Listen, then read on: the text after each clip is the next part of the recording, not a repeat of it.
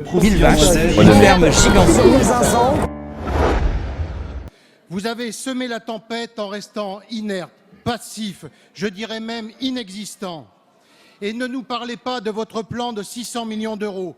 C'est une opération de com', c'est une mascarade, c'est un mensonge, ce sera même vraisemblablement une fumisterie. Mais pour cela, il nous faudrait un ministre digne de ce nom, un ministre qui aille faire le tour des capitales européennes.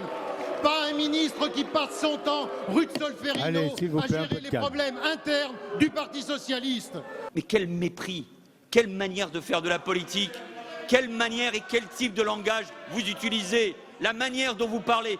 Jamais je n'oserais parler d'un responsable de l'opposition de cette manière. Mais ça n'est pas, encore une fois, digne d'un député de la République et d'un président de groupe sur des sujets pareils. Et c'est le populisme que vous êtes en train, une nouvelle fois, de soutenir. Monsieur Jacob, si vous étiez responsable, vous seriez avec nous, vous ne l'êtes pas, mais nous continuons à agir.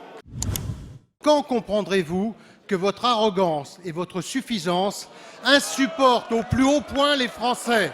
C'est le Parlement que vous piétinez, Monsieur le Premier ministre. C'est une faute lourde, une faute à l'égard de votre majorité que vous humiliez, une faute à l'égard de la démocratie que vous méprisez, une faute à l'égard des Français qui n'oublieront pas votre brutalité. Et si vous aviez le courage de retourner devant les urnes, Monsieur le Premier ministre, mais vous n'aurez pas ce courage, les Français vous balayeraient comme on balaie un fétu de paille.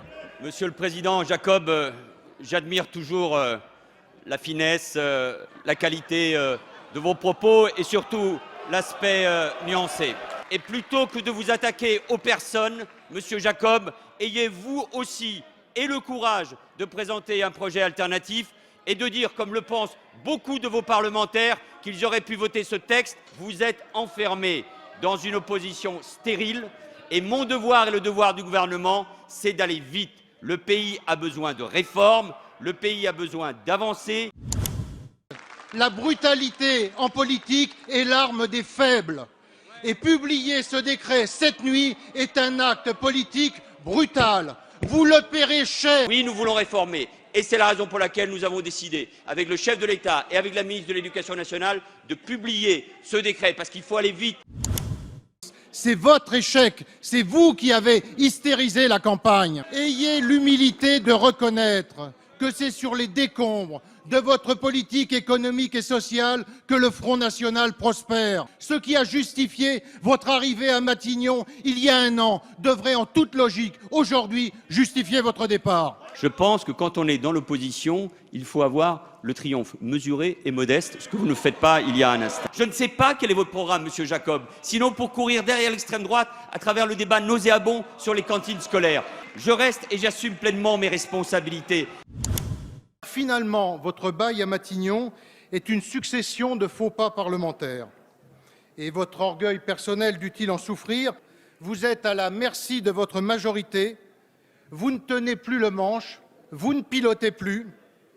Ce qui est un peu tragique dans cette affaire, c'est que vous tombiez sur un texte finalement aussi insignifiant. Monsieur le Président Jacob, votre motion de censure n'est pas une alternative proposée. Vous n'avez tiré aucun bilan, aucune leçon de votre échec en 2012. Vous ne proposez aucune perspective. Monsieur pas Jacob, un mot, Monsieur Jacob. pas une proposition, Vous avez pas eu la parole, une idée Monsieur Jacob, pour aider les et on vous a Français. écouté. Vous n'êtes Allez. que dans la posture Monsieur et que dans Guasguen, s'il vous l'obstruction. plaît.